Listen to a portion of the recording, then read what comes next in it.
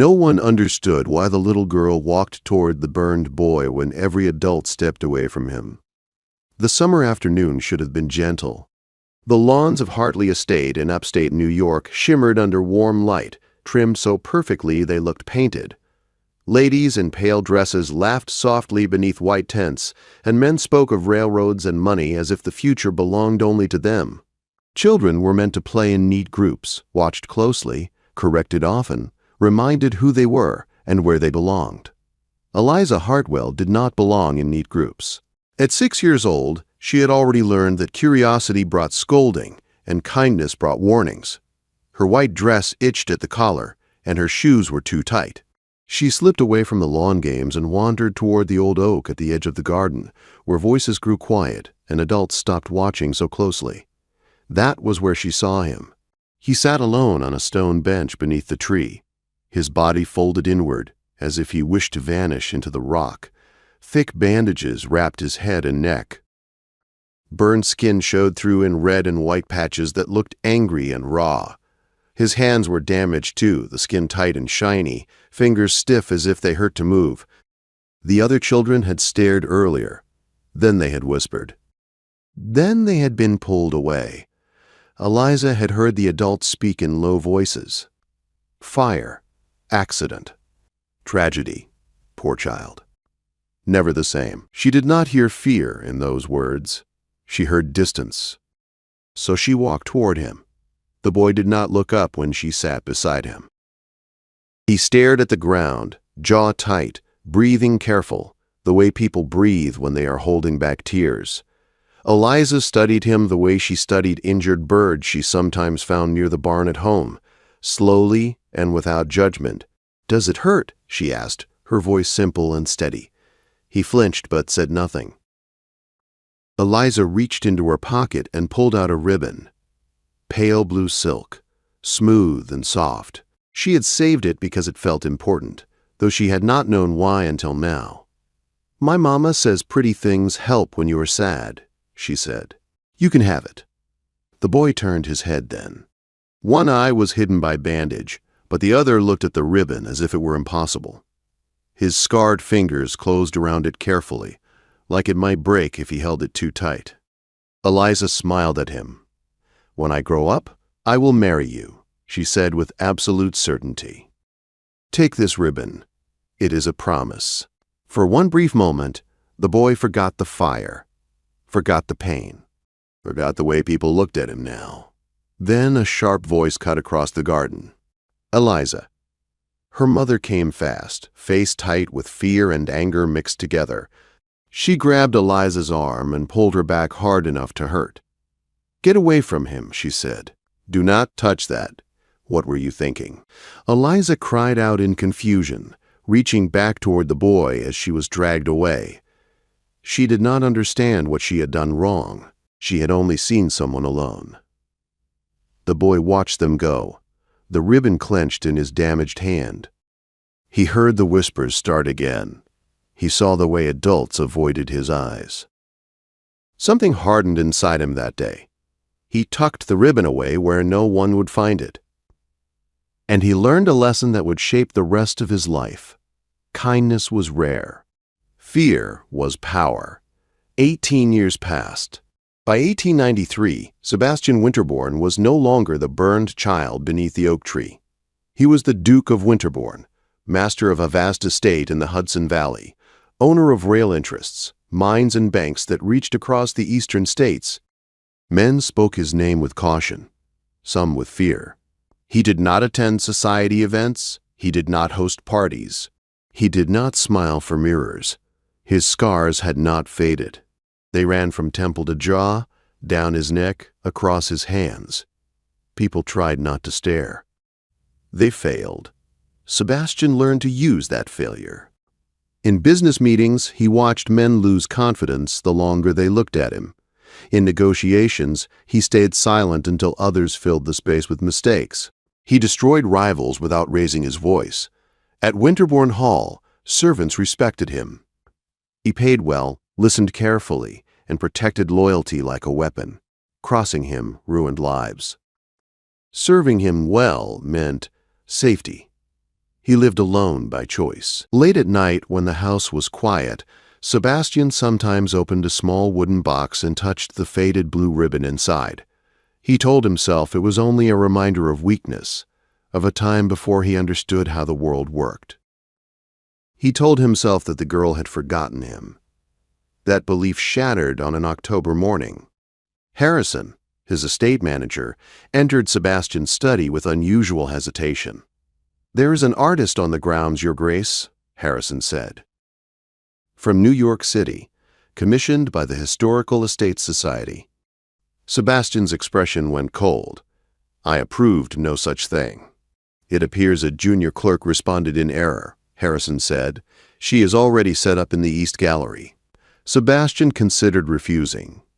He hated portraits, hated being studied, but refusal meant attention. Questions. Pity. "Fine," he said. One portrait. Nothing more. He returned to his papers, but after several hours, curiosity pulled him from his chair. He moved through the hallways without sound and stopped at the gallery door. A woman stood inside, her back to him. She was small, dark hair pinned simply, wearing a gray dress marked with paint. She studied the old portraits with focus and confidence. She turned when he cleared his throat. She did not flinch. "Your Grace," she said calmly, dipping into a neat curtsy. "I am Eliza Hartwell. I will be painting your portrait." Sebastian studied her face, waiting for the usual reaction. It never came. She looked at him like he was ordinary. Professional, curious, unafraid. "I require 3 sittings," she continued. "Morning light works best. I work quickly." Her voice was steady. Her eyes never wavered. Sebastian felt something shift beneath his ribs. "Very well," he said. "Tomorrow morning." She nodded, already turning back to her easel. That night, Sebastian slept poorly. The name Hartwell echoed in his mind like a bell he could not silence. Morning came gray and cool. Sebastian dressed with care he did not admit to himself. When he entered the gallery, Eliza was already there, arranging her tools. She moved him with gentle authority, adjusting his posture, angling his shoulders. Her hands touched him without hesitation. "Paint what you see," Sebastian said when she hesitated. She stepped close and studied his face with interest, not pity. "Your scars tell a story," she said softly. "Survival. Strength." No one had ever said that to him. As the charcoal moved across the canvas, the silence between them felt strange and safe. Sebastian spoke more than he had in years. He told her about the fire, the isolation, the power he built from it. Eliza listened. Days passed, then weeks, and one afternoon, as autumn leaves fell outside the gallery windows, Sebastian mentioned the garden party at Hartley Estate. Eliza went still. Her brush lowered. "I was there," she said quietly. He looked at her. "I never forgot you," she continued, her voice trembling but sure. "I searched for you. For years." Sebastian's breath caught. The promise made beneath the oak tree rose from the past, alive and impossible. And for the first time since he was 10 years old, the Duke of Winterbourne felt fear not of the world, but of hope. Sebastian stood very still after Eliza spoke. The world felt narrowed to the gallery, to the quiet space between them, to the truth that had waited 18 years to be spoken aloud. He looked at her as if seeing her for the first time, and also as if he had always known her. "You searched for me," he said. Eliza nodded. Her hands shook slightly, so she pressed them together. "I did not know your name at first. Only the estate. Only the boy with the ribbon. When I learned you had inherited the title and disappeared, I thought I was too late. But then I learned where you lived. I found a way." Sebastian turned away, walking to the window. His reflection in the glass showed the scars he had spent his life learning to weaponize. For the first time, they felt exposed. "I kept it," he said quietly. Eliza looked at him, not understanding. "The ribbon," he continued. "I kept it all these years." Her breath caught. She stepped toward him, stopping just behind his shoulder. "I hoped you might," she said, "but I never believed I deserved that much." Sebastian turned then. He reached into his coat and removed the small wooden box. He opened it and placed the faded blue ribbon in her palm. Eliza pressed it to her chest. Tears slid down her face without sound. "I meant it," she whispered. "I meant every word." "So did I," Sebastian said. The distance between them closed without decision. His scarred hands framed her face. When he kissed her, it was careful at first, as if afraid the moment would break. Then it deepened, years of loneliness and restraint giving way. They did not speak for a long time afterward. When they did, it was not about the past. It was about now. Over the following days, the gallery became their shared world. Eliza painted with renewed intensity. Sebastian stayed longer than required, sitting beside her, watching the portrait take shape. The man on the canvas was scarred and powerful. His gaze was steady. There was no apology in the image. "You see me?" Sebastian said one morning. "I always did," Eliza replied. Their happiness was quiet, careful. Sebastian had lived too long without hope to trust it easily. That was when Lord Ashford arrived. He was invited for business, a minor noble with ambitions and charm. Tall, handsome, everything Sebastian was not. Ashford noticed Eliza immediately. He lingered in the gallery. Offered compliments too smooth to be innocent. Asked about her work, her future, her plans. Eliza remained polite but distant. Sebastian watched from the shadows, something unfamiliar tightening in his chest. Jealousy was new to him. It burned without logic. One afternoon, he found Ashford walking with Eliza in the garden, his hand resting on her arm.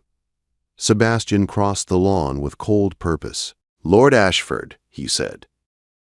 Ashford turned, surprise flickering across his face before smoothing into a smile. "Your Grace, you are dismissed." The tone left no room for discussion. Ashford bowed and withdrew, his interest only sharpened by resistance. Eliza turned to Sebastian, eyes bright. "You are angry," she said. "I am protective," Sebastian replied. She smiled. "Good." That night, in the quiet of Winterbourne Hall, Sebastian spoke words he had never planned to say. "Marry me." Eliza did not laugh. She did not hesitate. "Yes," she said. "I have been waiting." Their engagement was announced at dinner. Ashford masked his reaction well, but Sebastian saw the defeat in his eyes. 3 weeks later, they entered a grand ballroom in New York City, hand in hand. The whispers followed them. The stares. Sebastian held Eliza close, his presence a shield. Then Eliza's mother appeared. The woman who had torn her away beneath the oak tree stood frozen across the room, shock hardening into anger. She approached, ignoring Sebastian entirely. "Eliza," she said sharply, "you are making a mistake." Eliza did not step back. Sebastian moved forward.